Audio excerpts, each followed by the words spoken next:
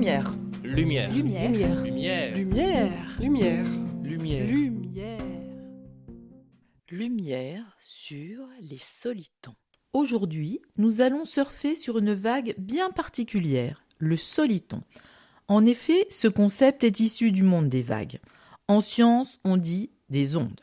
C'est en 1834, en observant un canal, que J.S. Russell, un ingénieur écossais, a été surpris de voir une vague de forte amplitude capable de se déplacer en restant identique sur une distance de plusieurs kilomètres. C'est inhabituel, alors il était intrigué. Et c'est le début d'une histoire de science que va nous conter Christophe Finot, professeur à l'Université de Bourgogne et chercheur en photonique au laboratoire interdisciplinaire Carnot de Bourgogne. Bonjour Christophe. Pourquoi une vague qui ne se déforme pas a-t-elle fait avancer la science ? Bonjour Véronique. Alors, pour commencer, on va peut-être déjà revenir sur le cas d'une vague habituelle. Une vague habituelle a naturellement tendance à s'élargir et donc à s'évanouir assez rapidement. L'observation de John Scott Russell, c'était un spécialiste de l'hydrodynamique, va donc totalement à l'encontre des vagues traditionnelles.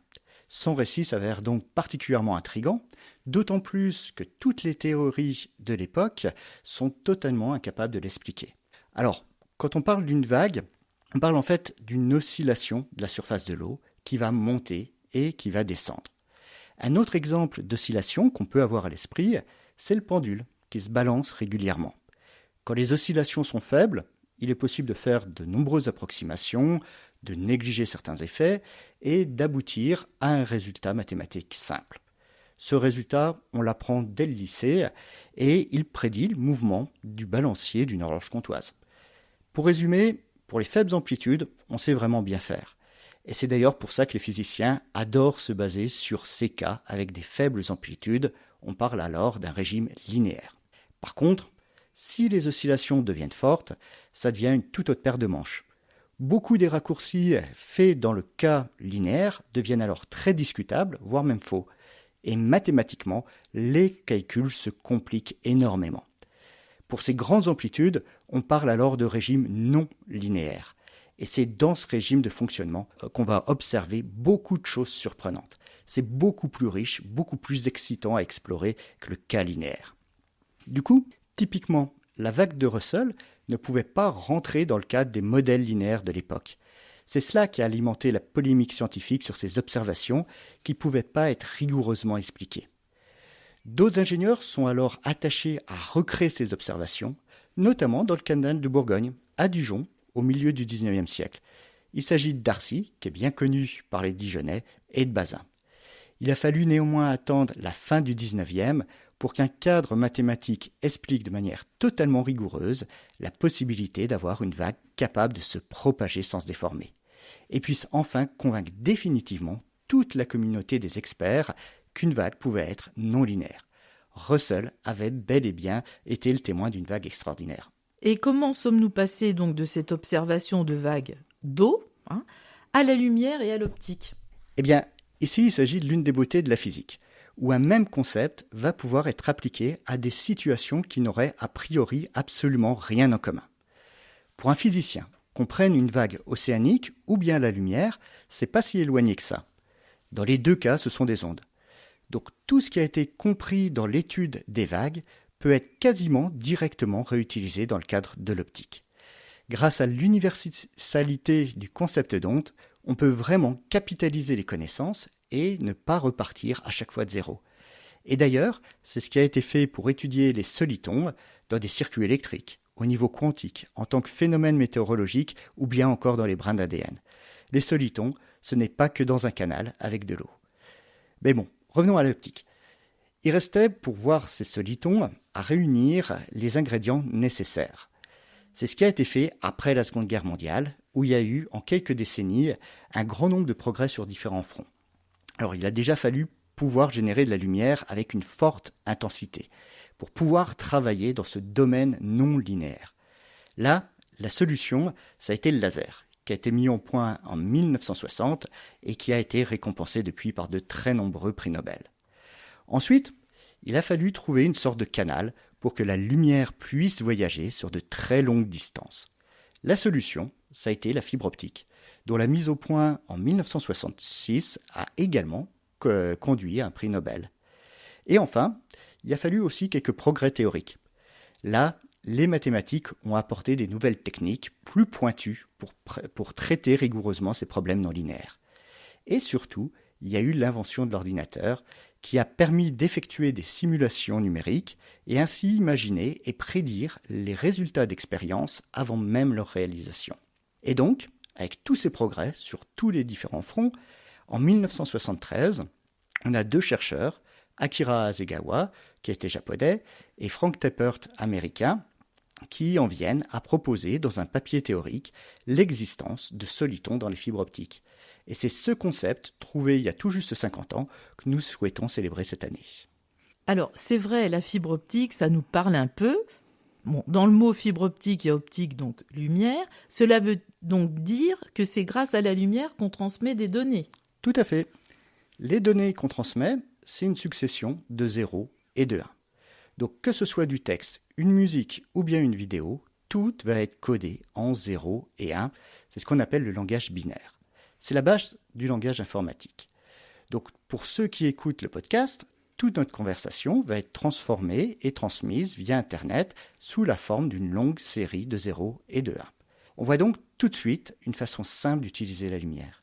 Le 0, ce sera l'absence de lumière, la nuit, et le 1, au contraire, ce sera la présence de lumière, jour, ce seront des flashs de lumière, des petites vagues de lumière. Tout l'enjeu, c'est alors de mettre le maximum de ces 0 et de ces 1 dans un temps donné. C'est ce qu'on appelle le débit, sur lequel les fournisseurs d'accès à Internet travaillent beaucoup pour améliorer leur performance. La difficulté, c'est que plus on veut mettre de 0 et de 1 dans un temps donné, plus les impulsions lumineuses vont devoir être brèves. Et les vagues de lumière, du coup, vont être de plus en plus fragiles. Et c'est là que l'idée du soliton optique, qui peut voyager sur des très grandes distances, a immédiatement excité les ingénieurs. Et d'ailleurs, c'est intéressant de mentionner qu'Hasegawa et Teppert travaillaient dans un laboratoire de recherche industrielle, les Bell Labs, qui étaient parmi les laboratoires les plus prestigieux de l'époque, et leur concept a été assez rapidement validé expérimentalement dans ces mêmes laboratoires industriels. Quelles sont les nouvelles pistes de recherche sur les solitons ? Alors, l'application en télécommunications optiques que j'ai mentionnée a alimenté pendant près de 3 décennies les recherches, aussi bien dans l'industrie que dans le monde universitaire. Et c'était des recherches de niveau soit fondamental, soit très appliqué. Mais au final, ce sont vers d'autres solutions technologiques que les industriels se sont orientés. Donc ça peut paraître décevant. Mais en fait, il n'y a pas tant de regrets que ça à avoir, qu'à toutes les recherches qui ont été réalisées se sont avérées extrêmement instructives. Et elles ont eu des très nombreuses retombées pour d'autres applications de l'optique, comme par exemple la création de nouvelles sources de lumière très performantes. Grâce au soliton, on a pu créer des lasers à fibres très stables et qui sont capables de générer des impulsions extrêmement brèves. Là, on parle de dizaines de femtosecondes. Alors, vous savez peut-être pas ce qu'est le femtoseconde, on n'en croise jamais dans la vie courante. Le femtoseconde, c'est un millionième de milliardième de seconde. Donc, quelque chose qu'on a du mal à imaginer. Donc, vraiment, le concept de soliton, ça a levé des verrous technologiques et ça a ouvert la porte à d'autres applications concrètes et prometteuses, à la spectroscopie, à l'usinage, au diagnostic en santé. Là, on a un bel exemple où le succès n'a pas été du tout dans le domaine initialement prévu. Alors, je voulais préciser que le soliton en optique, c'est un sujet qui a été et qui reste très étudié dans la région Bourgogne-Franche-Comté, ainsi que dans la région Grand Est. On a plusieurs laboratoires qui sont impliqués, que ce soit à Dijon avec le laboratoire interdisciplinaire Carnot-Bourgogne, ou bien à Besançon avec le laboratoire Femto-ST, ou bien encore à Metz. On a aussi des mathématiciens qui contribuent à avancer théoriquement sur ces problématiques. Et au final, notre région a fourni plusieurs grands chercheurs connus internationalement. Alors, je reviens à votre question. C'était qu'est-ce qui peut encore bien nous occuper depuis 50 ans après la prédiction du soliton ?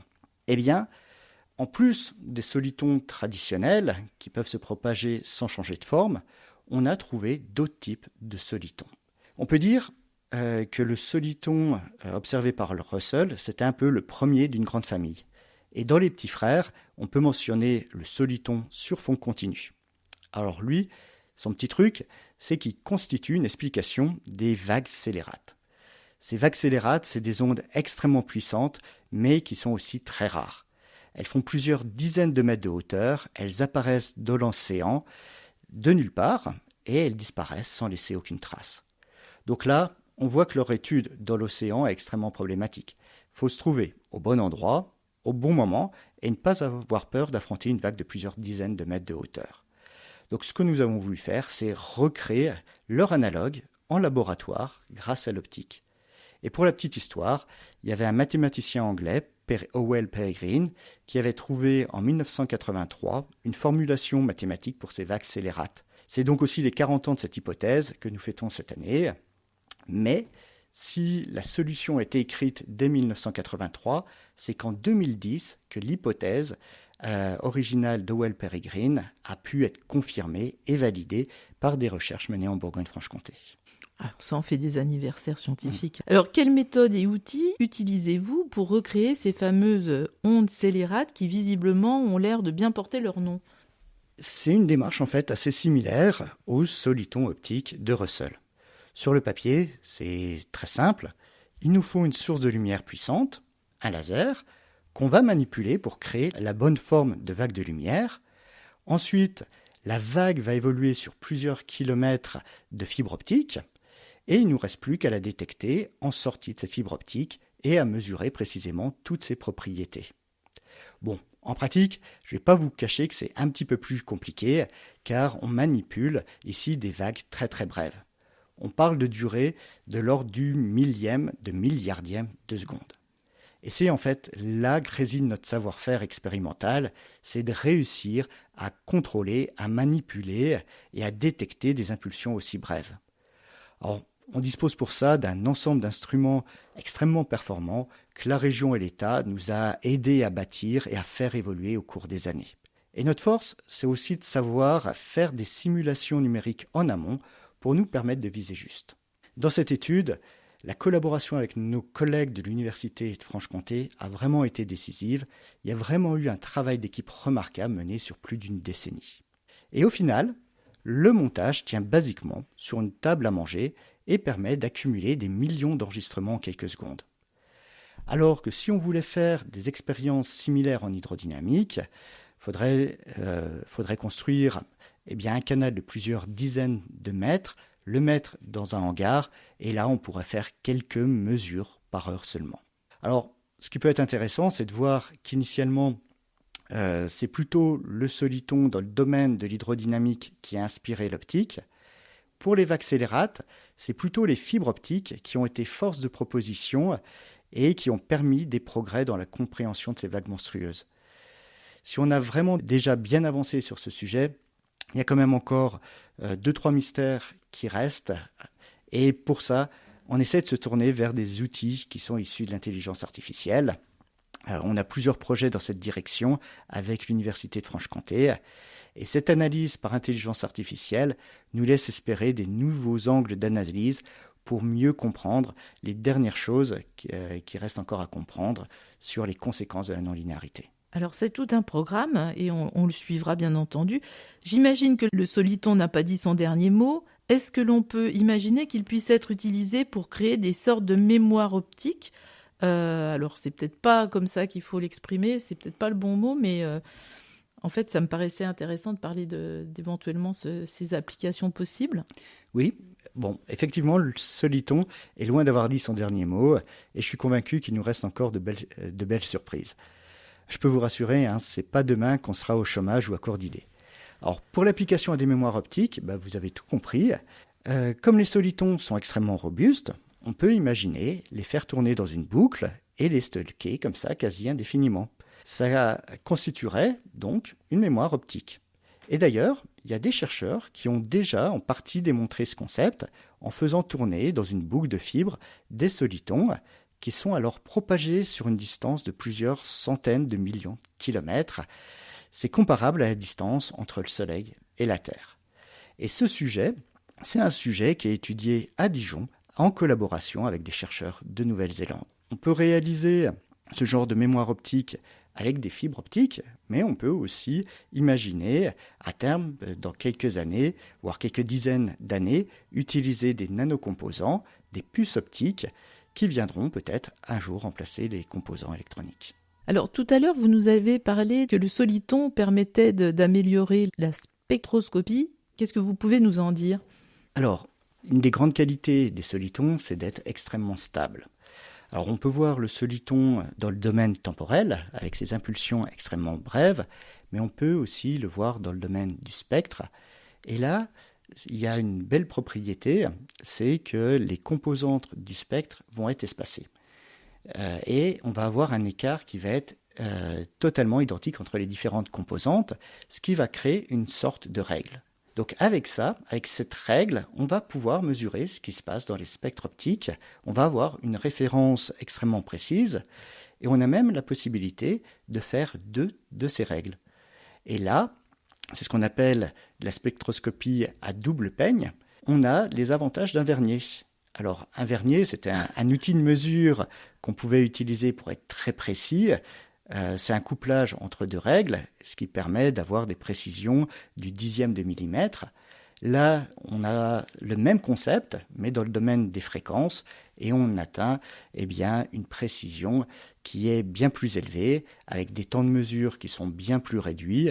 Et là, il y a beaucoup d'applications qui s'ouvrent, que ce soit dans le domaine pur de la spectroscopie ou bien dans le domaine du diagnostic médical éventuellement. Et ça aussi, c'est un sujet qu'on essaye de développer à Dijon avec des fibres et puis peut-être plus tard avec là aussi des éléments miniaturisés qui seraient des puces optiques.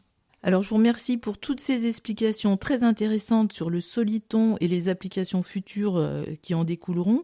On ignorait son existence, personnellement je ne connaissais pas le soliton il y a très peu de temps et pourtant on s'aperçoit que déjà dans la vie courante il nous aide, ne serait-ce qu'à travers les télécommunications et les fibres optiques. Merci beaucoup, à très bientôt, on suivra de près l'avancée de vos recherches. Merci. C'était Lumière sur les solitons avec Christophe Finot de l'Institut Carnot de Bourgogne.